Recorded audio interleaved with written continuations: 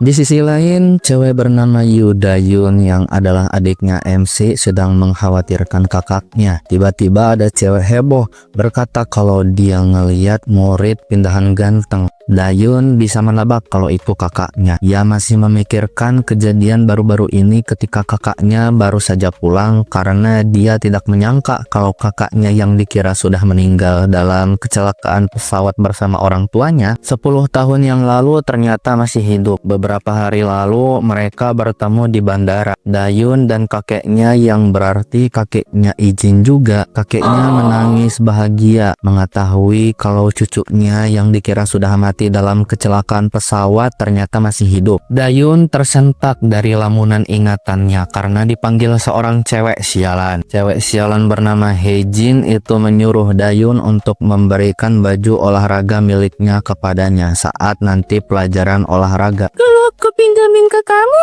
terus aku nanti harus pakai apa? Lu tuh dia biarin malah gak nyadar sama posisi lu sendiri. Lu mau gua hajar depan semua orang. Orang-orang yang melihat kejadian itu tidak bisa menolong Dayun. Scene kembali ke Yui Jin. Dikatakan oleh sang guru kalau dia ini dulunya tinggal di luar negeri karena masalah pribadi. Bu guru nyuruh Ijin buat pergi ke tempat duduknya. Ijin mulai berjalan ke tempatnya. Lee Jae-hyung terlihat syirik kepada anak baru itu. Jo Hyuk Jin temennya ngasih kode buat ngelakuin sesuatu. Jae-hyung menyodorkan kakinya dengan niat membuat Ijin tersandung. Tapi MC kita berhenti tepat sebelum melewati kaki bau itu. Siapa yang gak kesal kan kita tiba-tiba mau disandung kakinya sama orang yang gak dikenal. Nah, si MC melototin Jaehyung tuh. Bukannya sadar diri, si Jaehyung ini malah apa lu lihat-lihat bangsat. Si Ijin yang masih ngeliatin Jaehyung keingat sama kata-kata mayor Kang Hamchan kan, apapun caranya hindari bertarung ketika kamu tinggal di Korea. Aku bilang begitu karena aku khawatir pada musuhmu. Jaehyung yang gak seneng dipelototin malah terus ngancem dan intimidasi. Ijin yang kelihatan makin kesal sama tingkah laku Jaehyung ini ditanya sama guru, kenapa kamu masih berdiri di sana? Ijin minta maaf sama guru, terus lanjut berjalan ke belakang. Jaehyung ngira si Ijin ketakutan sama dia. Ijin duduk di kursi paling belakang, di pojokan yang khas banget buat karakter utama. Dan kelas pun dimulai.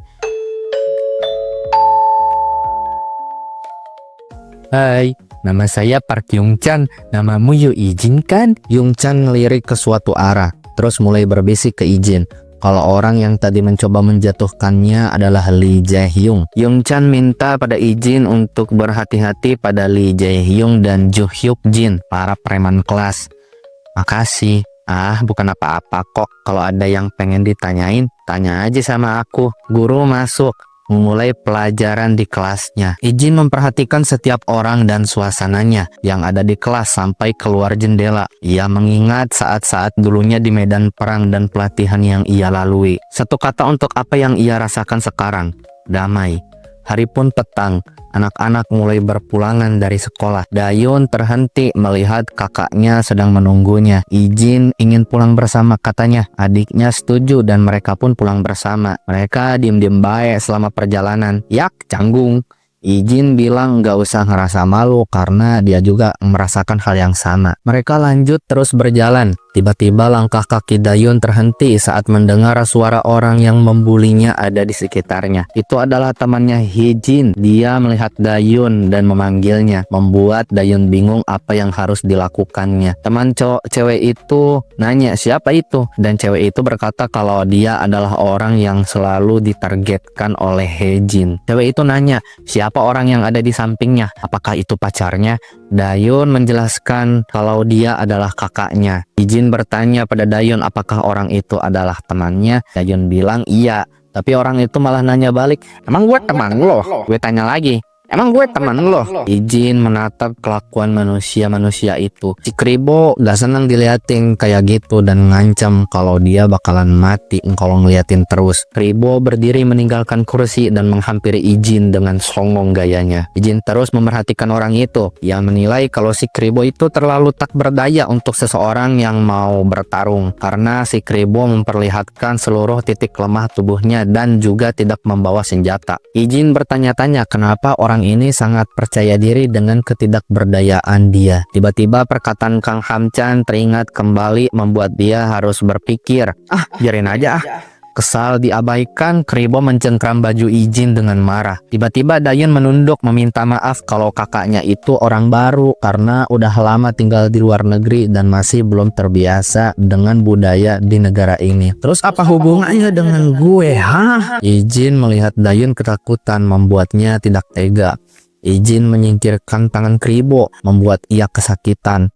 Ijin melepas tasnya dan melepas jas sekolahnya menghampiri Dayun adiknya. Menutupi wajahnya dengan seragam sekolahnya agar tidak melihat kejadian mengerikan yang akan segera terjadi.